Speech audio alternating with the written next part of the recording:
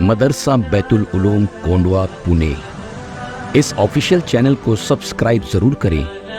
یاد رکھیے، اس سے کسی ایک شخص کو نہیں، پورے مدرسے کو فائدہ ہوگا اور آپ کو اجر عظیم عطا ہوگا۔ السلام علیکم ورحمۃ اللہ وبرکاتہ۔ سورہ ابراہیم آیت 4۔ اعوذ باللہ من الشیطان الرجیم، بسم اللہ الرحمن الرحیم۔ وما ارسلنا من رسول الا بلسان قومه ليبين لهم فيضل الله من يشاء ويهدي من يشاء وهو العزیز الحکیم۔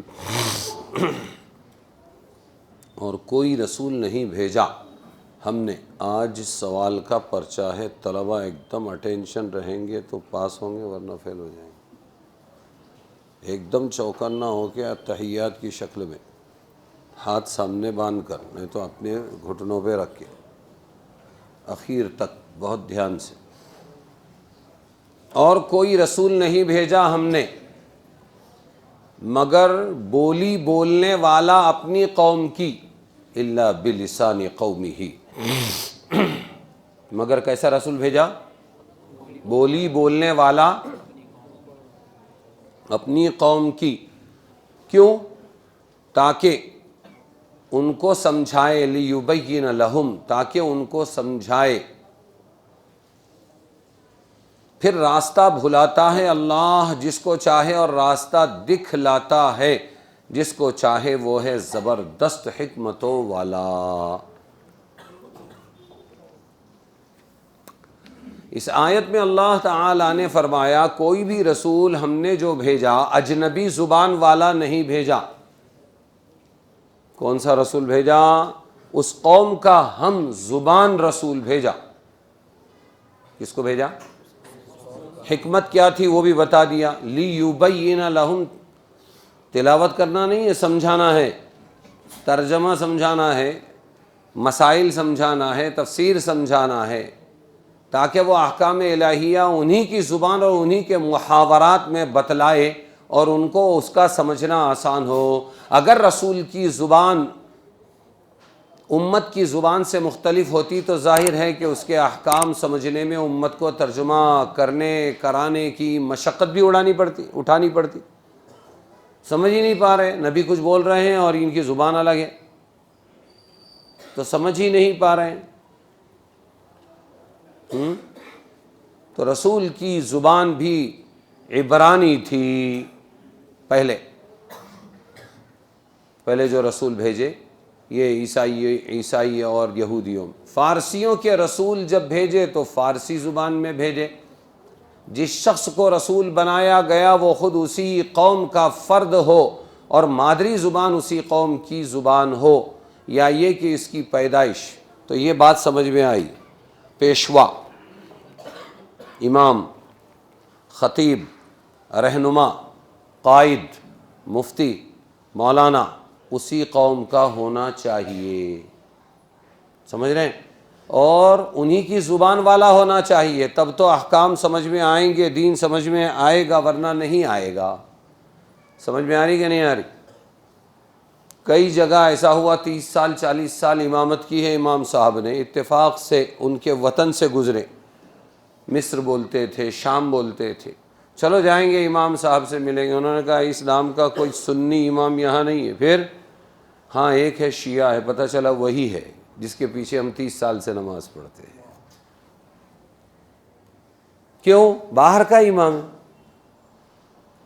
مجبوری میں چل جائے گا، چلا لو۔ لیکن اپنی قوم میں سے اگر ہے تو اس کا نسب معلوم ہے، اس کی کنڈلی معلوم ہے، ورنہ تو قادیانی آ کے نماز پڑھا رہا ہے، عیسائی نماز پڑھا، بڑے بڑے مدرسے ہیں عیسائیوں کے خاص امام بنانے کے، اخباروں میں چھپی ہوئی بات ہے۔ تو دیکھیں گے تو سب مسلمان دکھیں گے، بہت خوشی ہوگی۔ ہندوستان سے جانے والے علماء کو سیر کرائی ہے انگلینڈ میں، دوسری جگہ،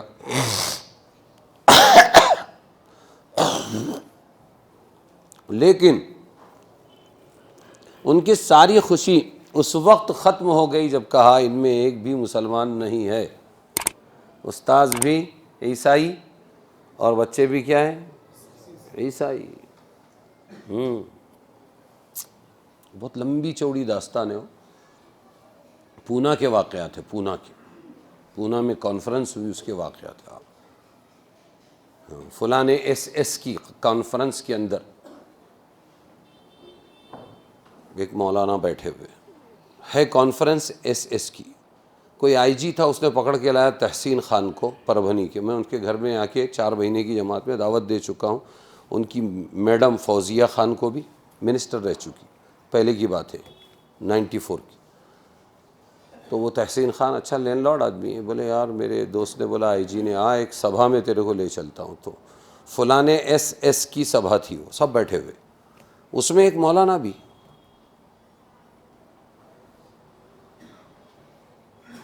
تو اس نے تعجب سے پوچھا وہ غیر مسلم کو جو لانے والا، یہ تمہارے ایس کے اندر یہ مولانا کیا کام کر رہے ہیں؟ یہ پونا کا واقعہ ہے، پونا کا، حافظ مہذب الدین پربھنی نے مجھے سنایا تھا، آج سے 5 سال پہلے۔ کہنے لگے یہ مولانا نہیں ہے، یہ یہودی ہے، مولانا بن کے بیٹھا ہوا، ہماری ہر سبھا میں رہتے ہیں یہ لوگ، اور ایسے 10,000 مہاراشٹر میں پھیلے ہوئے کام کر رہے ہیں جن کو تم مولانا سمجھ رہے ہو۔ اس لیے کیا کہہ رہے ہیں؟ دیکھو حکمت اللہ کی، ہم نے کوئی رسول نہیں بھیجا مگر الا بلسان قومہ، مگر انہی کی بولی بولنے والا۔ یہ کون ہو سکتا ہے؟ جو پراپر وہیں کا رہنے والا ہو، کرناٹک کا رہنے والا، آندھرا کا رہنے والا، مہاراشٹر کا مراٹھی، سمجھ میں آیا؟ ان کی بولی۔ تو یہ گھپلا گڑبڑ کہاں ہوتی ہے؟ جب باہر کے آتے ہیں۔ وہ ایک لمبی چوڑی داستان ہے، کیا کیا کر کے گئے ہیں، کیا کیا کرتے رہتے ہیں۔ تو یہ کہا کہ اگر جیسے لوط علیہ السلام تھے، وہ اگرچہ باشندے عراق کے تھے، عراق میں فارسی بولی جاتی تھی، لیکن ملک شام گئے، وہاں پر نکاح ہوا، نکاح کے بعد میں شامی زبان انہوں نے سیکھی، تب اس کے بعد ملک شام میں اللہ نے ان سے دین کا کام لیا، ورنہ تو مقامی ہو اور زبانی ہو، اجنبی زبان والا نہ ہو تاکہ سمجھنے میں دشواری نہ ہو۔ اب ہمارے رسول صلی اللہ علیہ وسلم جن کی بعثت کا مقام کے اعتبار سے پوری دنیا کے لیے، زمانے کے اعتبار سے قیامت تک کے لیے ہمارے نبی تھے، عام ہے۔ دنیا کی کوئی قوم کسی ملک کی رہنے والی، کسی زبان کی بولنے والی آپ کے دائرہ رسالت و نبوت سے باہر نہیں۔ اور قیامت تک جتنی قومیں اور زبانیں نئی پیدا ہوں گی، وہ بھی سب کی سب رسول کریم صلی اللہ علیہ وسلم کی امت دعوت میں داخل ہوں گی، جیسا کہ قرآن میں ہے، یا ایھا الناس انی رسول اللہ الیکم جمیعا، اے لوگو بے شک میں رسول بنا کر بھیجا گیا ہوں تم تمام کی طرف۔ سمجھے کہ نہیں؟ تمام اقوام بنی آدم کی طرف مبعوث فرمایا ہے رسول اللہ صلی اللہ علیہ وسلم، ان کی طرف بھی جو آج اسلام کو مٹانا چاہتے ہیں ہمارے ملک میں، کال کی اوتار۔ ان کی کتابوں میں کیا لکھا ہوا ہے؟ ان کا نبی آخر الزماں کے بارے میں کیا لکھا ہے؟ کال کی اوتار۔ وہ بہت شدت سے ایسا انتظار کر رہے ہیں جیسا کہ یہود و نصارہ کسی زمانے میں نبی آخر الزماں کا انتظار کرتے تھے، اور وہ ساری شرطیں کال کی اوتار کی محمد رسول اللہ میں موجود ہیں۔ سمجھ میں آیا نہیں آیا؟ ہاں، سب کے نبی ہیں۔ اللہ تعالیٰ نے اس عالم میں انسانی آبادی کو حضرت آدم علیہ السلام سے شروع کیا۔ کس سے شروع کیا؟ بہت پرانا ہے، بہت پرانا ہے۔ آدم اسلام تو 1400 سال کا ہے، بہت پرانا ہے ہمارا، بہت پرانا۔ تو کس آدم سے پہلے کا ہے کیا؟ تم جنات کی اولاد ہو؟ تم شیطان کی اولاد ہو؟ کس کی اولاد ہو؟ نہیں، ہم آدمی ہیں، تو پھر آدم کی اولاد ہے نا۔ آدم علیہ السلام کو اللہ نے اس عالم میں انسانی آبادی کو حضرت آدم سے شروع فرمایا، اور انہی کو انسانوں کا سب سے پہلا نبی اور پیغمبر بنایا۔ پھر انسانی آبادی جس طرح اپنی عمرانی اور اقتصادی حیثیت سے پھیلتی اور ترقی کرتی رہی، اسی کی مناسبت سے پھر رشد و ہدایت کا بندوبست کیا۔ تو کہاں سے چلے ہیں آدمی اور بشر اور انسان؟ یا تو ثابت کرو کہ نہیں ہم بہت پرانے، تو بہت پرانے شیطان تھے. آدم سے پہلے دنیا کس سے بھری ہوئی تھی؟ شیطان سے. اور اگر ان کی زبان میں بولے تو کیا بولیں گے؟ رکشس. ہاں رکشس کی اولاد ہو؟ نہیں نا. تو پھر مون نواسی، ہاں پریورتن. تو اسلام 1400 سال پہلے کا نہیں ہے، عرب سے نہیں آیا. اسلام ابتدائے دنیا سے ہے، ابتدائے دنیا سے آدم سے ہے، اور ہندوستان سے عربستان گیا. کہاں سے کہاں گیا؟ یاد رکھنا یہ باتیں. ہاں نہیں بولے گا کوئی. بول بول کے دشا بھول کر دی. ہمارے بھی ایسے بولنے لگ گئے. نکل کے آنا پڑے گا. سری لنکا ہندوستان میں تھا، برما ہندوستان میں تھا، افغانستان ہندوستان میں تھا. سمجھ میں آیا؟ اور سری لنکا میں آدم کو اتارا توبہ کے واسطے، اور وہاں سے پیدل چلا کے عرفات پہنچایا. اور ادھر ہوا کمزور تھی تو جدہ میں اتارا. کہاں اتارا؟ جدہ میں. وہ صرف 70 کلومیٹر چلی اور عرفات پہنچ گئی. اور یہ دونوں جو وہاں پر عرفات کے میدان میں جبل نور پر ملے ہیں اور روئے ہیں اور توبہ کی، تو اللہ نے توبہ قبول کی. تو کہاں سے گیا اسلام؟ ہندوستان سے گیا. کہاں گیا؟ ہاں ہم تو رہیں گے نہیں. تمہارے پاس امانت ہے. یہ متن ہے، اس کی تشریحات اور اس کی تفصیلات تم کو پہنچانا ہے امت تک. اس لیے جھینپ کر، ڈر کر، مر کر مت جیو، شان سے جیو کہ اللہ تبارک و تعالی نے مون نواسی بنایا ہے ہم کو. اور پریورتن انہوں نے کیا جنہوں نے توحید چھوڑی.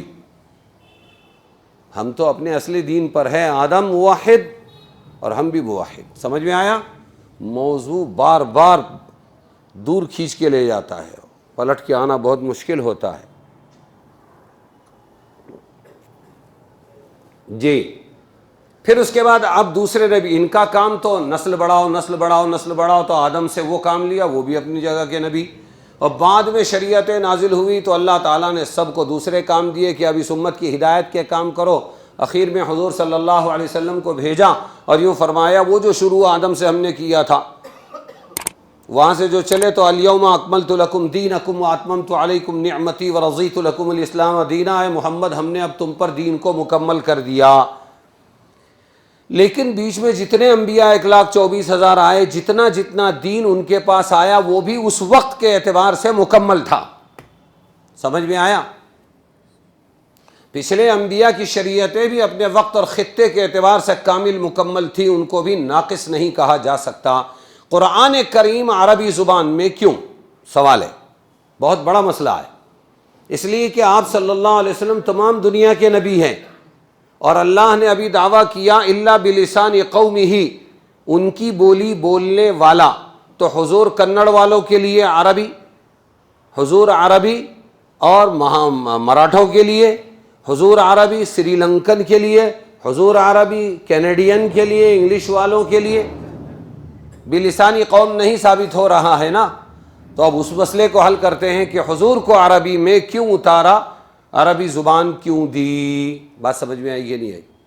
رسول صلی اللہ علیہ وسلم صرف عرب میں عربی زبان کے ساتھ کیوں مبعوث ہوئے؟ آپ کی کتاب قرآن بھی عربی زبان ہی میں کیوں نازل ہوئی؟ لیکن غور و فکر سے کام لیا جائے جواب صاف ظاہر ہے. ہر شخص سمجھ سکتا ہے جب رسول صلی اللہ علیہ وسلم کی بعثت یعنی آپ کو نبی بنایا جانا اور دعوت تمام اقوام دنیا کے لیے عام ہوئی، جن میں سینکڑوں زبانیں رائج ہے تمام دنیا میں، تو ان سب کی ہدایت کے لیے دو ہی صورتیں ممکن تھی. ایک یہ کہ قرآن ہر قوم کی زبان میں جدا جدا نازل ہوتا. کنڑ میں اترتا، نبی تو ایک ہے لیکن کنڑ میں اتر رہا ہے اور تیلگو میں اتر رہا ہے، ملیالم میں اتر رہا ہے، یا تو یوں ہوتا مراٹھی میں اتر رہا ہے. ہر جگہ کا اپنا اپنی زبان میں قرآن نازل ہوتا. اور رسول کریم صلی اللہ علیہ وسلم کی تعلیمات و ہدایات بھی ہر قوم کی زبان میں جدا جدا ہوتی، حدیثیں بھی جدا جدا ہوتی اپنی اپنی زبانوں کے اعتبار سے. اللہ تعالیٰ کی قدرت کاملہ کے سامنے اس کا انتظام کوئی مشکل کام نہ تھا. لیکن تمام اقوام عالم کے لیے ایک رسول، ایک کتاب، ایک شریعت بھیجنے کا جو عظیم مقصد تھا، ان تمام اقوام عالم میں ہزاروں طرح کے اختلافات کے باوجود دینی، اخلاقی، معاشرتی وحدت اور یکجہتی پیدا کرنا ہے. ایک نبی، ایک زبان اور ایک کتاب، تاکہ تمام میں اتحاد پیدا ہو۔ کیا ہو؟ پیدا ہو۔ وہ اس صورت سے حاصل نہ ہوتا الگ الگ اپنی اپنی زبانوں میں قرآن نازل کرنے سے، اس لیے عربی میں اتارا، عرب نبی پر اتارا اور ایک کتاب اتاری۔ اس کے علاوہ جب ہر قوم، ہر ملک کا قرآن و حدیث الگ زبان میں ہوتے تو اس میں تحریف قرآن کے بے شمار راستے کھل جاتے۔ ارے یہ تو اپنا ہے، اس میں کچھ گڈ مٹ کر ڈالو نا۔ اب ایک ہونے کے باوجود شیعوں نے 1600 آیتیں گھسیڑ دیے، ان کا اپنا قرآن ہے، سامنے نہیں لاتے۔ سمجھ میں آیا؟ اگر ہر ایک زبان میں الگ الگ علاقے اور ملک کے اندر قرآن نازل ہوتا تو اس میں تحریف اور گھسانے کی اور رد و بدل کی بہت گنجائش نکل آتی۔ اور قرآن کریم کے کلام کا محفوظ ہونا، جو اس کی ایسی خصوصیت ہے کہ اغیار اور منکرین قرآن بھی اس کے تسلیم کرنے سے گریز نہیں کرتے کہ قرآن بدلا نہیں ہے، قرآن اپنی جگہ بالکل صحیح ہے۔ یہ معجزہ خصوصیت، یہ معجزانہ خصوصیت قائم نہ رہتی۔ آج اگر ہندوستان کا کوئی قرآن میں رد و بدل کرتا ہے تو امریکہ کا حافظ اس کو فوراً غلط کہے گا کہ یہ اس بارے میں، اس آیت میں نہیں ہے، یہ بدل دیا گیا ہے۔ ایک حرف اگر چھاپنے والے بھی ہمارے دلی بلی کے ایک چھاپنے میں بھی ایک دو جگہ گڑبڑ کر دیں تو ساری دنیا میں انگار لگا دیتے ہیں جاننے والے لوگ۔ یہ جو وحدت ہے اور حفاظت ہے، یہ نہ ہوتی اگر ہر زبان میں الگ الگ قرآن نازل ہوتا، اور ایک ہی دین، ایک ہی کتاب کے ہوتے ہوئے اس کے ماننے والوں کی اتنی مختلف راہیں ہو جاتی کہ کوئی لفظ وحدت باقی ہی نہ رہتا۔ اس کا اندازہ اس سے ہو سکتا ہے قرآن کریم کے ایک عربی زبان میں نازل ہونے کے باوجود اس کی تعبیر و تفسیر میں کس قدر اختلاف جائز حدود میں پیش آئے ہیں، اور ناجائز و باطل طریقوں سے اختلاف کی تو کوئی حد ہی نہیں۔ لیکن ان سب کے باوجود مسلمانوں کی قومی وحدت اور ممتاز یعنی ایک دم الگ تشخص ان سب لوگوں میں موجود ہے جو قرآن پر کسی درجے میں عمل کرتے ہیں۔ خلاصہ یہ کہ رسول کریم صلی اللہ علیہ وسلم کی رسالت و بعثت کا پوری اقوام دنیا کے لیے عام ہونے کی صورت میں ان سب کی تعلیم و ہدایت کی یہ صورت کہ قرآن ہر قوم کی زبان میں الگ الگ ہوتا، اس کو تو کوئی ادنا سمجھ کا آدمی بھی صحیح نہیں سمجھتا ہے۔ اس لیے ضروری ہوا کہ قرآن کسی ایک ہی زبان میں آئے، رسول کی زبان میں آئے، وہی قرآن کی زبان ہو، پھر دوسری ملکی اور علاقائی زبانوں میں اس کے ترجمے ہوتے رہے، اور ہوا۔ ایک سعودیہ نے ساری دنیا کے حاجی اور ساری دنیا کے عمرہ کرنے والوں کی زبانوں میں ان کو قرآن بانٹا ہے، ایک اکیلے سعودیہ نے۔ اور باقی علاقائی زبانوں میں جو لوگوں نے خدمت کی ہے، دیویہ قرآن، فلانا قرآن، یہ قرآن، وہ الگ ہے۔ اور جو اصلی قرآن ہے وہ اپنی جگہ بالکل برقرار ہے، کوئی تحریف نہیں اس میں۔ رسول کریم صلی اللہ علیہ وسلم کے نائب علماء ہر قوم میں، ہر ملک میں آپ کی دی ہوئی ہدایات کو اپنی اپنی قوم و ملک کی زبان میں سمجھائیں، شائع کریں۔ اس لیے اللہ تعالیٰ نے تمام دنیا کی زبانوں میں سے عربی زبان کا انتخاب فرمایا، جس کی بہت سی وجوہ۔ اب عربی کیوں چنا اللہ نے؟ سنو، عربی زبان آسمان کی دفتری زبان ہے۔ کس کی زبان ہے؟ ہمارے یہاں کسی زمانے فارسی زبان تھی، اس کے بعد دیوناگری آئی ہے نا، دفتری زبان۔ تو وہاں عربی زبان آسمان کی دفتری زبان ہے، فرشتوں کی زبان عربی ہے، لوح محفوظ کی زبان عربی ہے۔ بل ہوا قرآن مجید فی لوح محفوظ، بلکہ یہ قرآن مجید ہے، کہاں ہے یہ؟ لوح محفوظ میں، تو وہ بھی عربی ہے۔ اور جنت جو انسانوں کا وطن اصلی ہے، اپنا اصلی وطن کون سا ہے؟ کون سا؟ ہاں، کس کی ہے جنت؟ ہمارے باپ کی ہے۔ باپ کون؟ آدم علیہ السلام اور حوا علیہ السلام، بولتے ہیں نا شان سے، میرے باپ کی۔ تو جنت کس کے باپ کی ہے؟ ہمارے باپ کی ہے۔ سمجھ میں آیا؟ تو جنت کی زبان بھی کیا ہے بولو؟ عربی۔ اور جہاں اس کو لوٹ کر جانا ہے جنت میں، اس کی زبان بھی عربی ہے۔ عبداللہ ابن عباس رضی اللہ عنہما سے منقول ہے، رسول کریم صلی اللہ علیہ وسلم نے یہ حدیث فرمائی، سنو یہ حدیث، احب العرب لثلاث، تین وجوہات سے عرب سے محبت کرو، لانی عربی، اس لیے کہ میں کیا ہوں؟ میں عربی ہوں۔ حضور نے فرمایا والقرآن عربی، قرآن بھی کیا ہے؟ وَكَلَامُ أَهْلِ الْجَنَّةِ عَرَبِيٌّ.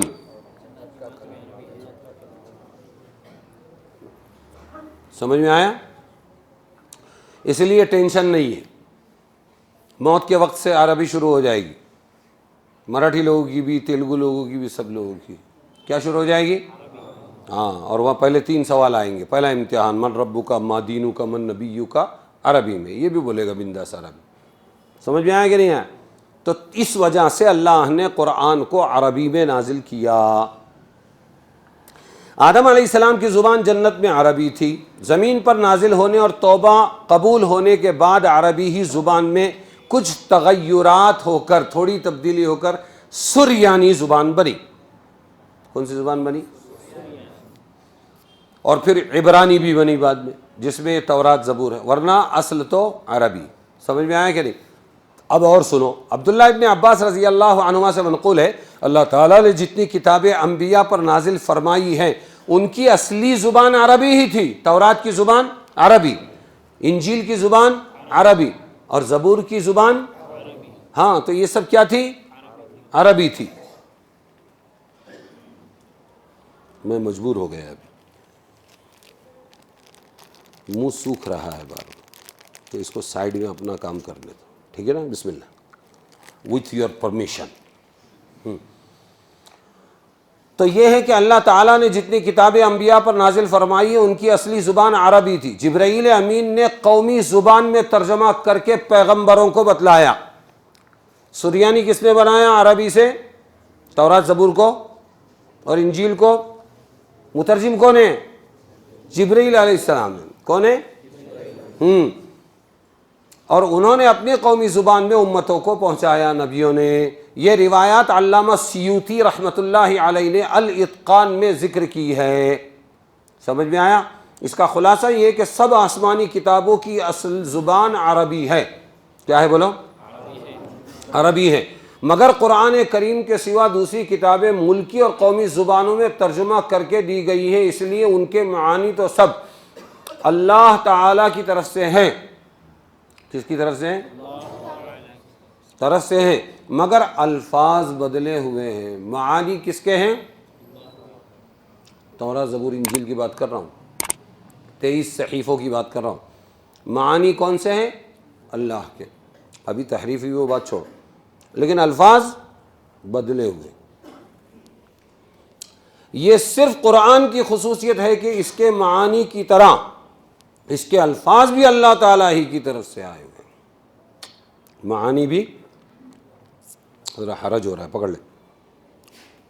ہاں، معانی، الفاظ بھی اللہ کی طرف سے ہیں قرآن کے، اور معانی بھی اللہ کی طرف سے. اور شاید یہی وجہ ہے کہ قرآن کریم نے یہ دعویٰ کیا. کیا دعویٰ کیا؟ کہ سارا جہان، جن و انس جمع ہو کر بھی قرآن کی ایک چھوٹی سورت بلکہ ایک آیت کی مثال نہیں بنا سکتے. کیوں؟ الفاظ بھی اللہ کی طرف سے ہیں قرآن کے. ہاں، یہ دعویٰ کہ ایک آیت بھی تم نہیں بنا سکتے، یہ تورات زبور انجیل کے لیے نہیں کیا گیا اللہ کی طرف سے، یہ صرف کس کے لیے کیا گیا؟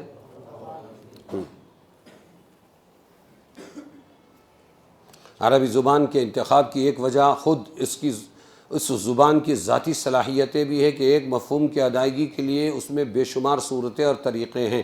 اور ایک وجہ یہ بھی ہے کہ مسلمان کو اللہ تعالیٰ نے فطری طور پر عربی زبان سے ایک مناسبت عطا فرمائی ہے، جس کی وجہ سے ہر شخص بآسانی عربی زبان بقدر ضرورت سیکھ لیتا ہے. یہی وجہ ہے کہ صحابہ کرام جس ملک میں پہنچے، تھوڑے ہی عرصے میں بغیر کسی جبر و اکراہ کے پورے ملک کی زبان عربی ہو گئی. پورا ملک عربی بن گیا. کون کون سا ملک؟ مصر ہے، شام ہے، عراق ہے. یہ عربی نہیں تھے، سب میں کسی کی زبان بھی عربی نہ تھی. جو آج عربی ممالک کہلاتے ہیں، صحابہ گئے وہ عربی تھے. ان کو دیکھ کر، ان کو سن کر اتنی محبت پیدا ہوئی کہ ان کی زبان بھی عربی ہو. یہ عربی کا کمال ہے. کس کا کمال ہے؟ ایک وجہ یہ بھی ہے کہ عرب لوگ اگرچہ اسلام سے بہت سخت بدعمالیوں کے شکار تھے، یہ حضور کے زمانے والے مگر اس قوم کی صلاحیتیں، ملکات، جذبات ان حالتوں میں بھی بے نظیر تھی۔ یہی وجہ تھی کہ اللہ نے اپنے سب سے بڑے اور آخری رسول کو ان میں پیدا فرمایا اور ان کی زبان کو قرآن کے لیے اختیار فرمایا۔ رسول کریم کو سب سے پہلے انہی کی ہدایت کی تعلیم دی گئی، وَأَنذِرْ عَشِيرَتَكَ الْأَقْرَبِينَ، اپنے قریبی رشتہ داروں کو کیا کرو اے نبی، ڈرائیے آپ۔ سمجھ میں آیا کہ نہیں؟ تو آپ نے عربوں کو سمجھایا اور انہی میں سے صحابہ تیار ہوئے۔ صحیح ہے یا نہیں؟ آپ کی صحبت و تعلیم کا وہ گہرا رنگ چڑھا کہ پوری دنیا میں ایک مثالی معاشرہ تیار ہو گیا۔ تو قرآنی تعلیمات کے پھیلانے شائع کرنے کے لیے آپ صلی اللہ علیہ وسلم نے پھر ان کو کھڑا کیا اور یہ فرمایا بلغوا عنی ولو آیہ، چاہے میری طرف سے ایک آیت کیوں نہ ہو پہنچا دو۔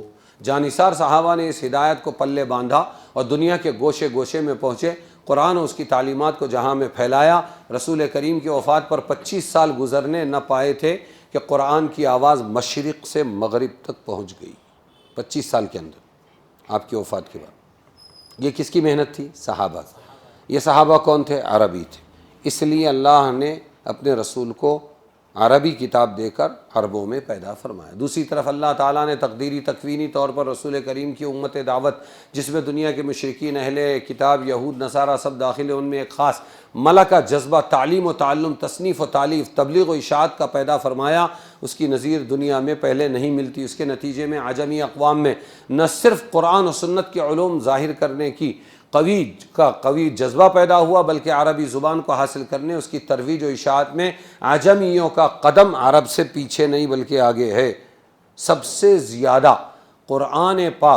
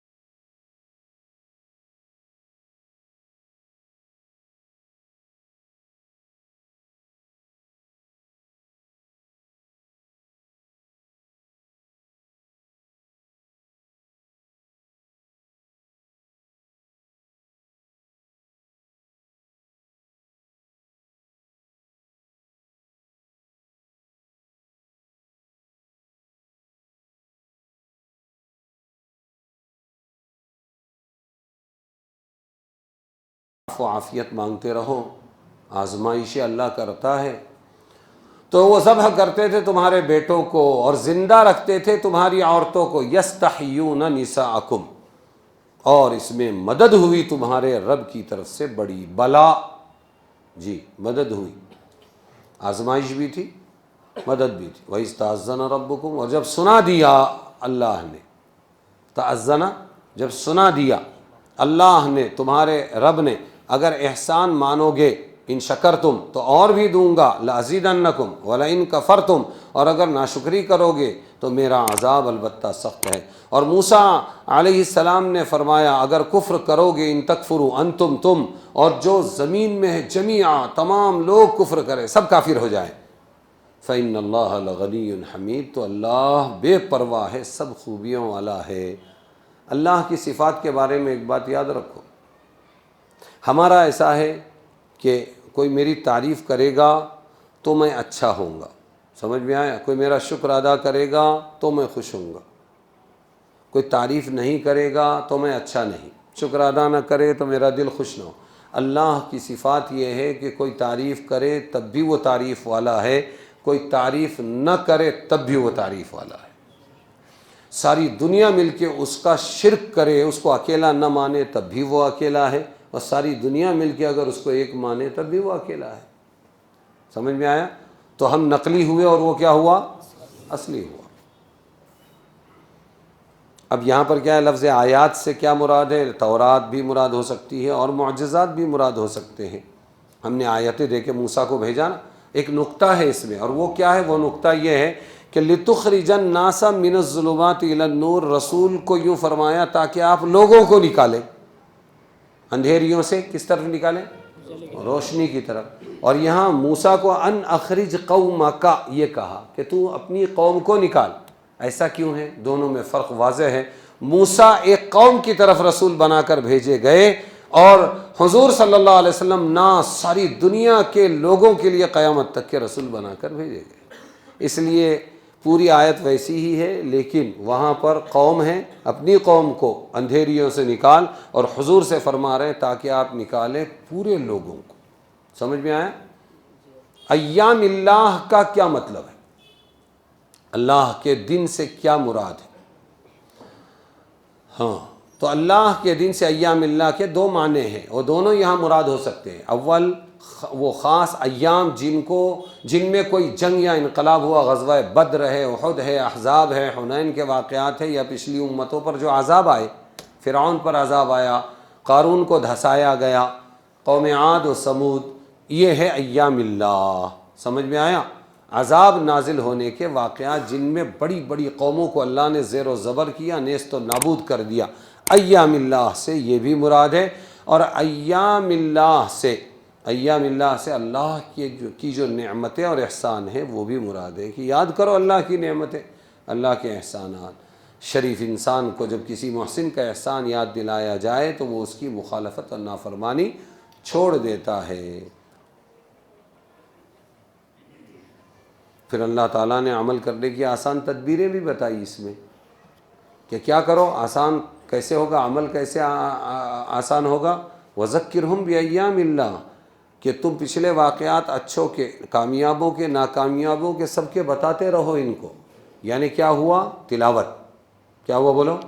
کل جیسے بات آئی تھی، یتلو علیہم آیاتہ ویزکیہم ویعلمہم الکتاب، نبی اس طرح لوگوں کو سدھارتے تھے، تو یہاں بھی پچھلے واقعات جب آپ کیا کریں گے، ابھی ہمارے مفتی عبدالقوی صاحب دارالعلوم دیوبند میں ہم 50 لوگ جمع تھے، تو اس میں یہ جو مرتد ہو کر ہماری نسل جا رہی ہے اس کے لیے کیسے روکا جائے، تو اس میں مفتی عبدالقوی صاحب نے بھی ایک رائے دی، اور انہوں نے یوں کہا کہ وَكُلًّا نَقُصُّ عَلَيْكَ مِنْ أَنْبَاءِ الرُّسُلِ مَا نُثَبِّتُ بِهِ فُؤَادَكَ، یہ آیت سے استدلال کر کے کہا کہ ہماری قوموں کو واقعات، قصے نبیوں کے اور مردود اور معذب قوم کے واقعات سنائے جائیں، وہ واقعات جو قرآن میں ہے وہ واقعات ان کے دل کو ایمان پر جمائیں گے، یہ قرآن کہتا ہے۔ وَكُلًّا نَقُصُّ عَلَيْكَ، اے نبی ہم آپ پر قصے بیان کرتے ہیں، من انباء الرسل، نبیوں کے، ماں ایسے قصے، نثبت بہ جس سے ہم جماتے ہیں، فؤادک آپ کے دل کو۔ جب نبی کا دل جمتا ہے اس سے، امتیوں کا دل بھی جمے گا۔ پہلے قصے کہانیاں تھی، بہشتی زیور کی سناتے تھے، ان کی کہانی ان کی کہانی، اب وہ چیزیں ختم ہوتی جا رہی ہے، اس لیے امت بھی جا رہی ہے۔ سمجھ میں آیا کہ نہیں آیا؟ یہ تم کو اس لیے سنایا کہ کم سے کم تم اس کو شروع کرو، بولتے رہو، بلواتے رہو۔ عبداللہ اسی لیے قصص النبیین لکھی ہمارے کس نے؟ مولانا علی میاں نے. اور بڑی بڑی کتابیں لکھ سکتے تھے لیکن چھوٹی چھوٹے قصے صالح کا اس کا اس کا کیوں لکھا اس میں. اور پھر ان کی بہن ہے امت اللہ تسنیم، اللہ ان کی مغفرت کرے، انہوں نے اس کا ترجمہ لکھا. یہ کیوں لکھا؟ یہ یہی کہ پڑھنا تو اپنی جگہ، عربی اپنی جگہ آئے گی، دل جمے گا. کیا ہوگا؟ ہاں، اس کو بولتے گھٹی میں گھول کے پلا دینا. عبداللہ ابن عباس رضی اللہ عنہما فرماتے ہیں صبر آدھا ایمان ہے. کیا ہے بولو؟ صبر آدھا ایمان ہے.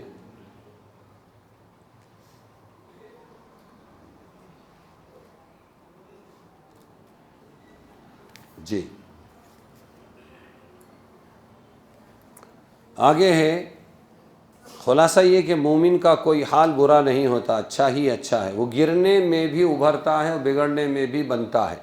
نہ شوخی چل سکی باد صبا کی، نہ شوخی چل سکی باد. جب ہوا چلتی ہے تو بال بکھرتے ہیں. کیا ہوتا ہے؟ ابھی ٹھیک ٹھاک کیا تھا، ابھی بکھر گئے.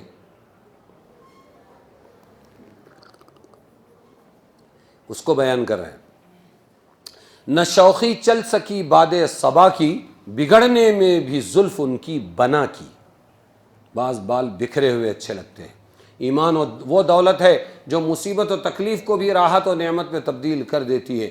حضرت ابو درداء رضی اللہ عنہ نے فرمایا میں نے رسول کریم صلی اللہ علیہ وسلم سے سنا ہے اللہ تعالیٰ نے حضرت عیسیٰ علیہ السلام سے فرمایا کہ میں آپ کے بعد، عیسیٰ علیہ السلام سے کیا فرمایا؟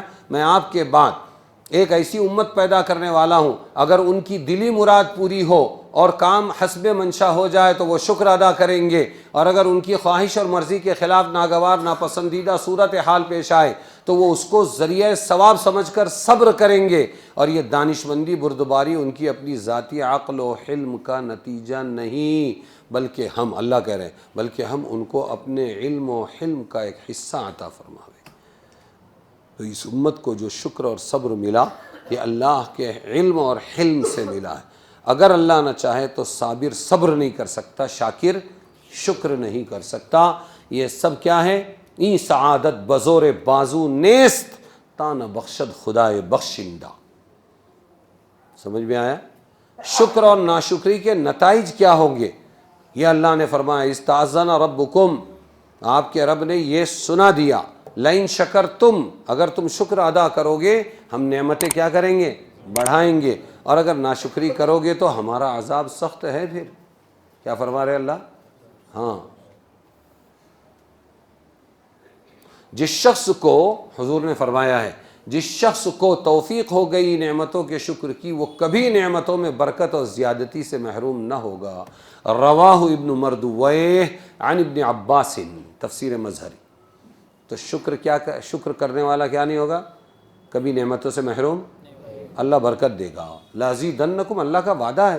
آگے فرمایا اگر تم نے میری نعمتوں کی ناشکری کی تو میرا عذاب بھی سخت ہے. اور ناشکری کس کو کہتے ہیں معلوم؟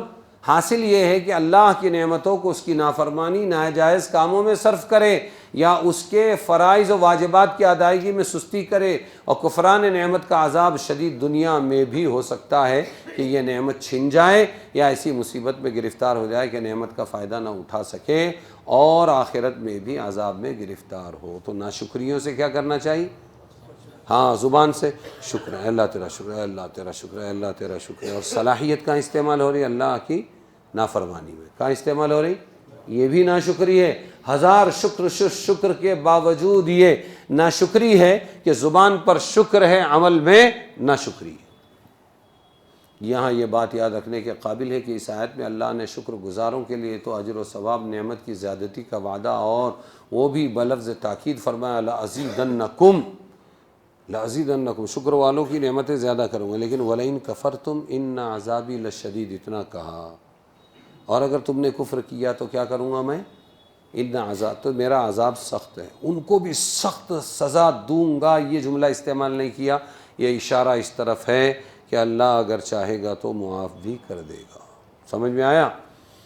قال موسیٰ ان تکفروا انتم ومن فی الارض جمیعا، یہ حضرت موسیٰ علیہ السلام فرما رہے ہیں اپنی قوم سے اگر تم سب اور جتنے آدمی زمین میں سب کے سب اللہ کی نعمتوں کی ناشکری کرنے لگو، یاد رکھو اس میں اللہ کا کوئی نقصان نہیں، وہ تو سب کی حمد و ثنا شکر و ناشکری سے بے نیاز اور بالا تر ہے، اور وہ اپنی ذات میں حمید، دیکھو یہ ہے اپنی ذات میں حمید یعنی مستحق حمد ہے، اس کی حمد تم نہ کرو تو اللہ کے سارے فرشتے اور کائنات کا ذرہ ذرہ کر رہا ہے، شکر کا فائدہ جو کچھ ہے وہ تمہارے لیے ہے، اس لیے شکر گزاری کی تاکید اللہ تعالیٰ کی طرف سے کچھ اپنے فائدے کے لیے نہیں بلکہ بسبب رحمت تمہیں ہی فائدہ پہنچانے کے لیے ہے۔